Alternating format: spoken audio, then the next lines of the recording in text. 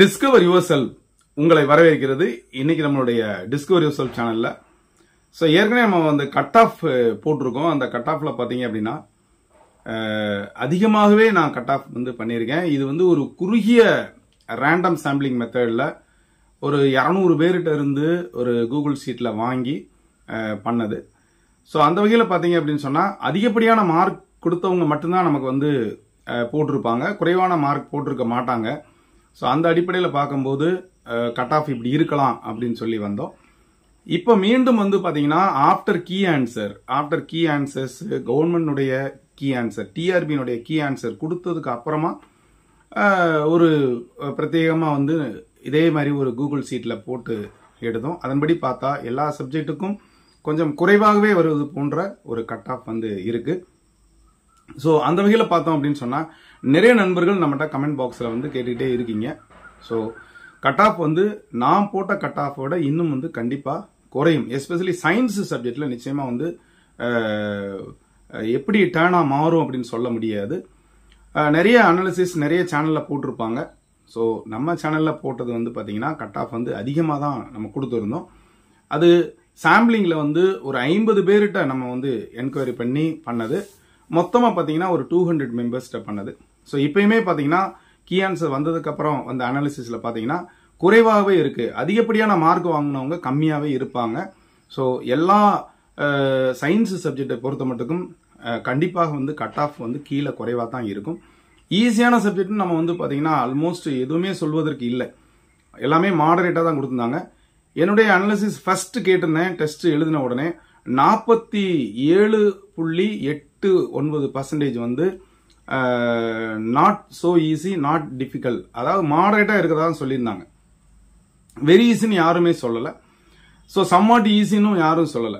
So somewhat difficult சொல்லியிருந்தாங்க. நான் ஒரு 5 விதமான ரைட்டிங் கொடுத்துருந்தேன். அதுல மீடியமா இருக்குது, ரொம்ப டூ ஹார்ட் இல்ல டூ ஈஸி இல்ல அப்படின்ற மாதிரி கிட்டத்தட்ட ஒரு 50% கிட்ட சொல்லியிருந்தாங்க. அதையே நாம கணக்குல எடுத்துக்கலாம். ஸோ அன்லைக் இதுக்கு முன்னால உள்ள டிஆர்பியை பார்த்தோம்னா சில சமயங்கள்ல ஈஸியாகவும் சில சமயம் ரொம்ப டிஃபிகல்ட்டாகவும் தான் இருந்துச்சு. இப்போ நமக்கு டிஃபிகல்ட்டா சப்ஜெக்டும் ஒரு 50% இருந்தது. அதே மாதிரி ஜிகே சொல்ல வேண்டியதே இல்லை, எஜுகேஷன் சைக்காலஜியும் அதே மாதிரி இருந்தது. இப்போ கீ ஆன்சர் எஜுகேஷன் சைக்காலஜிக்கு நமக்கு ப்ரூவ் பண்றதுக்கு பாத்தீங்கன்னா சரியான புத்தகங்கள் நம்மகிட்ட இல்லை. சப்ஜெக்ட்டுக்குமே நம்ம ஓடி தேடி அலையிறோம். ஸோ எந்த மாதிரியான புக்ல இருந்து அவங்க எடுத்தாங்க சைக்காலஜியை பொறுத்த மட்டுக்கும் அப்படின்றதுக்கு ஒரு அரிதாகவே நமக்கு கிடைக்க மாட்டேங்குது. ஸோ ஸ்டார் கொஸ்டின்ஸ்ல சப்ஜெக்ட்டுக்கு கொடுத்துருக்காங்க. ஸோ அதை பத்தி நம்ம ஒரி பண்ண வேண்டியதில்லை. சரியான ப்ரூஃப் நம்ம இருக்கும் பட்சத்தில் நம்ம அப்ளை பண்ணோம். அதற்கான தேதி நாளையோடு முடியுது, அதாவது 25, 26 முடியுது. ஸோ அதற்கு அப்புறமா தான் எவாலுவேஷன் பண்ண ஆரம்பிப்பாங்க. ஸோ இப்போ வரைக்கும் இந்த கீ ஆன்சர் போட்டதுக்கு அப்புறம் பார்த்தீங்கன்னா கண்டிப்பாக கட் ஆஃப் குறையும் அப்படின்னு நம்ம சொல்லிடலாம். ஸோ சப்ஜெக்ட் வைஸா பார்த்தோம் அப்படின்னு சொன்னா கூட எல்லா சப்ஜெக்ட்டுக்குமே நான் போட்ட கட் ஆஃப்ல இருந்து நிச்சயமா குறையும். நிறைய நண்பர்கள்ட்ட இருந்து வாங்கின ஃபீட்பேக்கு, மார்க்ஸ், இந்த அடிப்படையில் பார்த்தீங்கன்னா முதல்ல நாம கீ ஆன்சர் வருவதற்கு முன்னால பார்த்ததற்கும் இப்போதுக்கும் நிறைய வாஸ்ட் டிஃபரன்ஸ் இருக்கு. சயின்ஸ் சப்ஜெக்ட்ல ரொம்ப குறைவான கட் ஆஃப் தான் வருது. ஸோ கடந்த முறையை விட இன்னும் குறைவதற்கான வாய்ப்பு இருக்குன்னு சொல்லலாம். சில சப்ஜெக்ட்ல அது அப்படியே ஸ்டேபிளா இருக்குன்னு சொல்லலாம். எக்கனாமிக்ஸ், ஹிஸ்டரி இதை பொறுத்த மட்டுக்கும் சொல்லலாம். ஸோ மற்ற சப்ஜெக்ட்லாம் சேமா தான் இருக்கு.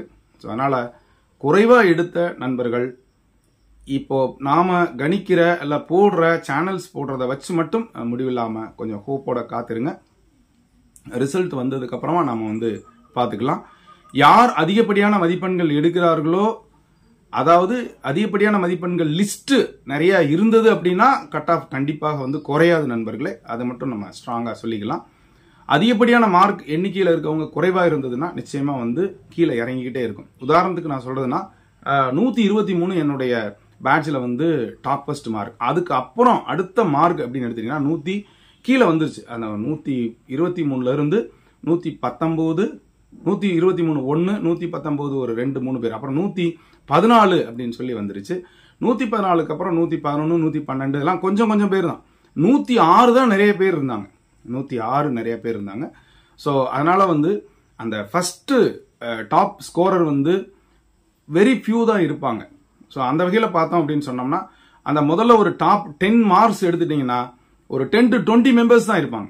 அப்புறம் அந்த கட் ஆஃப் பூரா கீழே தான் இருக்கும். ஸோ உதாரணத்துக்கு வந்து இப்போ நம்ம 110 அப்படின்னு டாப் வச்சுக்கிட்டோம் அப்படின்னு சொன்னா 100ல எத்தனை பேர் இருக்காங்கிறத பொறுத்து கட் ஆஃப் ரேட் குறையும் நண்பர்களே. அதனால இதை ஒரு 100% நம்ம வந்து அனலிஸ்டோட சொல்ல முடியாதுன்னு நம்ம சொல்லலாம். இப்போ உள்ள அனலிஸ்ட் இப்படி கட் ஆஃப் மார்க் வந்து குறையும். ஸோ ஹோப்போட இருங்க, நிச்சயமா வந்து உங்களுக்கு ஒரு நல்ல ஒரு எதிர்காலம் இருக்கு. ஏன்னா அடுத்து வர்ற டிஆர்பியோட இன்னும் நாள் இருக்கு. அதற்கு ஒரு வரப்பிரசாதமாக தான் இந்த லெக்சர் இது இருக்கு, காலேஜ் டிஆர்பி இருக்கு. So please concentrate on that. அதே மாதிரி இதுலயும் ஒரு ஹோப்போட இருங்க. நிச்சயமா உங்களுக்கு ஒரு நல்ல ஒரு குறைவான கட் ஆஃப் வந்து நீங்க எல்லாரும் போகணும் அப்படின்றது தான் இப்போ நம்மளுடைய விருப்பமும் கூட. ஸோ சயின்ஸ் சப்ஜெக்டை பொறுத்த மட்டுக்கும் கட் ஆஃப் கண்டிப்பாக வந்து நல்லாவே குறையும். சில சப்ஜெக்ட்டுக்கு குறையும்.